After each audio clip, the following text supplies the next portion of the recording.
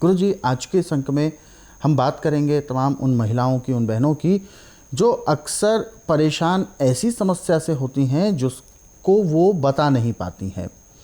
स्तनों की कमज़ोरी, या यूं कहें ईश्वर ने हर किसी की एक संरचना दी है, वो अपने मुताबिक दी है। अलग अलग अंगों की एक अलग अलग गुणवत्ता होती है, और ऐसे में जब महिलाओं के जो स्तन होते हैं, जिसकी वजह से एक सुंदरता भी आती है और भी कई चीज़ों के गुण होते हैं, ऐसे में उसमें पोलापन आ जाता है, जिसे कहते हैं बहुत कोमल हो जाते हैं या पिलपिले जैसे हो जाती है चीज़ें।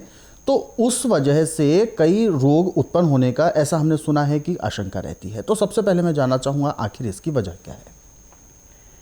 देखिए, जो औरत ज़्यादा टेंशन में रहती है जी, और जो हमेशा अपने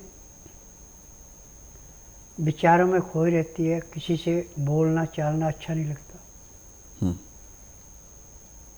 इन औरतों के अंदर विटामिन की कमी बहुत ज़्यादा होती है। जी। विटामिन, कैल्शियम, सोडियम, पोटासियम सब चीज़ों की कमी पड़ जाती है। यहाँ तक कि होमोग्लोबिन जो औरत का 14 होना चाहिए, उसका 7-8 रहता है। यानी दिमागी सोच और व्यवहार भी डिपेंड करता है इस रोग पर। जी। हाँ, तो उसका छाती पे तो बहुत बुरा असर पड़ता है, परंतु पूरे शरीर पे पड़ता है। इस सोच को मिटाने के लिए और दिमाग को संतुलन बनाने के लिए लस्सी एक किस्म का अमृत है। जी।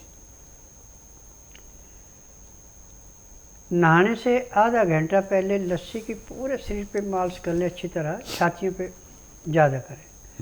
और लस्सी जितनी खट्टी होगी, गाढ़ी होगी, उतनी अच्छी। और जो पीनी है उसमें नमक या मीठा बिल्कुल नहीं मिलाना। फिक्की लस्सी पीनी है और गाढ़ी लस्सी पीनी है। वो लस्सी भी तब पीनी है जब बिलो करके मक्खन निकालिए, मक्खन निकलने के बाद की, तो उसका हीमोग्लोबिन भी बढ़ेगा। और उसके बाद जो उसके ख्वाब रहते हैं, दिमाग कहीं का कहीं घूमता है, काम करना कोई और करने लग जाते कुछ भी, उसमें भी दिमाग संतुलन पड़ जाता है। परंतु इसमें एक बात पर विशेष ध्यान देना कि उम्र चाहे आपकी कोई भी है, इसमें उम्र का फर्क नहीं डाला जाता कि ये 50 साल की है, 70 साल की है, 25 साल की है। इस बात को बिल्कुल भूल जाना। जब आप साबुन की जगह लस्सी से, जैसे शादी में दही से बटना लगाते हैं, ऐसे दही की मालिश करते हैं पैर के तलवे से सिर के बालों तक, तो चेहरे पे भी चमक आती है।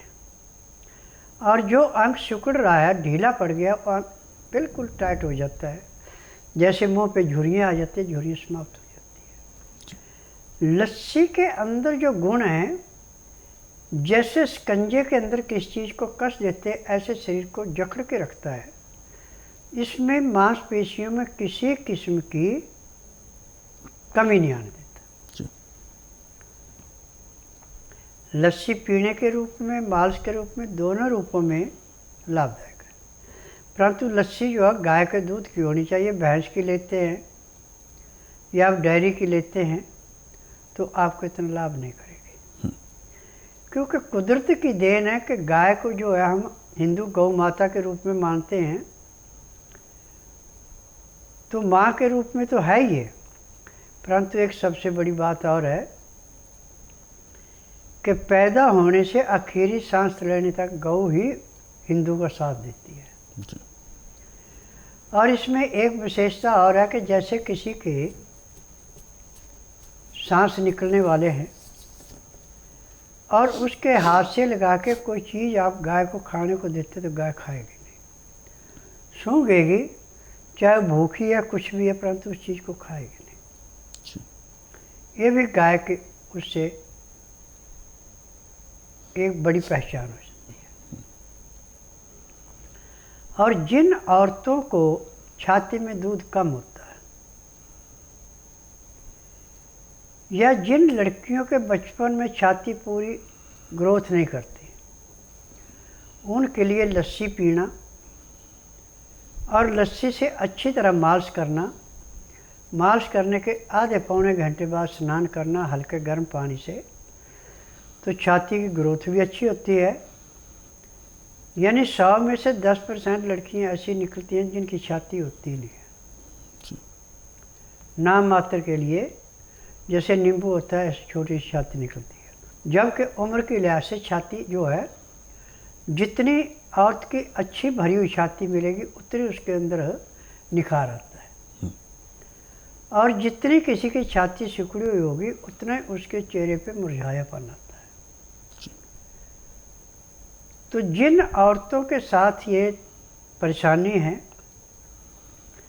या जिन लड़कियों के साथ ये परेशानी है कि उनकी छाती पूरी नहीं है, सिर्फ नाम मात्र के लिए छाती है, उनको चाहिए कि सुबह 4 बजे उठ करके गाय का दूध, यदि आपको रात को जमा रखा है मिट्टी के बर्तन में, तो उसको बिलो के मक्खन निकाल दें। मक्खन निकालने के बाद उस लस्सी से 1 गिलास पी लें और बाकी लस्सी को किसी बर्तन में रख के बाहर रहने जाए। चाहे 2 दिन की लस्सी हो, 3 दिन की हो, जितनी खट्टी होगी उतना ही आपके शरीर पे ज़्यादा लाभ करेगी। परंतु ताज़ी लस्सी आप मालिश करते हैं, लाभ तो उससे होगा परंतु बड़ी धीमी गति से होगा। और जितनी खट्टी लस्सी होगी उसकी मालिश करेंगे उतनी आपकी छाती की ग्रोथ अच्छी होगी, उतने आपके शरीर पे निखार आएगा और उतना शैम्पू साबुन की किसी किस्म की ज़रूरत नहीं पड़ेगी। परंतु स्नान जो करना आपने 15 से 18 डिग्री पानी गर्म होना चाहिए, इससे ज़्यादा गर्म से नहीं करना और इससे ठंडे से भी नहीं करना, इस बात का ध्यान रखना। और खाने में लहसुन, प्याज, अदरक, कच्चे का प्रयोग जितना ज़्यादा से ज़्यादा करेंगे उतनी ही आपकी पाचन शक्ति बढ़ेगी। पाचन शक्ति यदि आपका पूरा काम कर रही तो आपको रोग ही कोई नहीं। जिन औरतों को, जिन मर्दों को, जिन बच्चों को रोग होता है उनकी पाचन शक्ति का नुक्स होता है सारा। जब पाचन शक्ति पूरा काम नहीं करती, पैंक्रियास इंसुलिन नहीं बनाती, तो गुर्दे से जो खून साफ होकर तिल्ली को मिलता है पूरा स्वीकार नहीं करती, तो फिर कमजोरी दिन दुगने रात चौगुनी बढ़ती है। परंतु यदि आप खाना खाते समय लहसुन, प्याज, अदरक का रस निकाल के गर्म पानी में मिला के पीते हैं और खाना खाने में, पानी पीने में आप 1 घंटा का समय लगाते हैं, तो मैं दावे से कह सकता हूँ कि जब तक आपके शरीर के अंदर सांस है तब तक आपको किसी डॉक्टर हकीम के पास जाने की जरूरत